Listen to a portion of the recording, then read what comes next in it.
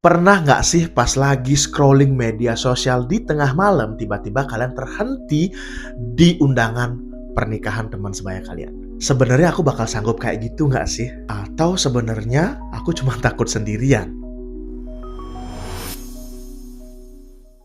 Hai, kembali lagi di podcast Diran, podcastnya Adi Rantawan. Di episode kali ini kita akan membuka topik lembaran baru, yaitu Life After Marriage. Sebenarnya yang kita bahas itu adalah bukan tentang resepsi mewahnya, tetapi badai kepala sebelum kita memulai ke jenjang pernikahan. Sebenarnya kalau kita tarik ke belakang, kapan sih sebenarnya kita benar-benar siap atau hantu ketakutan apa saja yang sebenarnya harus kita hadapi sebelum kita melanjutkan ke jenjang pernikahan. Dan di episode kali ini kita akan membahas tanda-tanda yang menunjukkan bahwa kamu sebenarnya sudah siap untuk menikah atau mungkin belum benar-benar siap untuk menikah.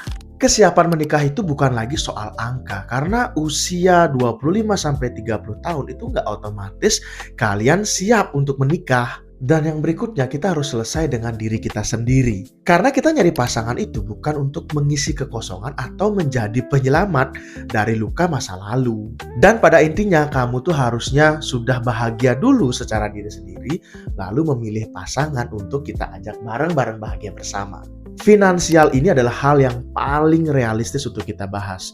Kenapa? Kita nggak harus punya istana sebelum kita menikah. Tetapi ketika kita memutuskan untuk menikah, kita itu harus sudah siap bahwa kita bisa duduk bareng untuk menyelesaikan satu topik di mana bagaimana soal utang, bagaimana soal pengeluaran, bagaimana kita akan menyelesaikan soal pengeluaran rumah tangga kita, dan yang paling penting adalah bagaimana caranya mencari uang bersama-sama tanpa harus saling menyalahkan. Dan yang selanjutnya adalah sejalan dalam visi konflik. Jadi pada intinya kalian tuh mesti tahu cara bertengkar yang benar. Bukan saling lempar piring, saling berantem atau teriak gak jelas gitu ya. Tetapi bagaimana kita duduk bareng, duduk bersama untuk mencari solusi dan lebih rileks untuk menemukan solusi dari permasalahan saat kita ada masalah. Dan ketika kita ngomongin menikah, maka kita akan menghadapi ketakutan-ketakutan terbesar yang sebenarnya hampir semua orang akan menemukan masalah ini. Ketakutan pertama yang paling sering muncul adalah kehilangan kebebasan. Sebagian dari kita itu berpikiran bahwa ketika kita menikah, bahwa kita ada dalam kendali atau dalam kontrol orang lain yang menyebabkan kita mesti atau merasa seperti terpenjara. Nggak bisa nongkrong lagi atau me time sesuka hati, dan itu tuh sebenarnya benar-benar menyiksa. Kuncinya adalah pernikahan yang sehat itu bukan sebuah penjara, tetapi sebuah rumah di mana kita pulang dengan kompromi dan kita menikmati waktu luang bersama keluarga. Ketakutan kedua yang paling sering muncul kalau kita sudah memutuskan untuk menikah adalah salah pilih pasangan. Kadang kita khawatir bahwa sifat asli pasangan kita itu muncul setelah kita menikah. Sebenarnya tidak ada pasangan yang sempurna.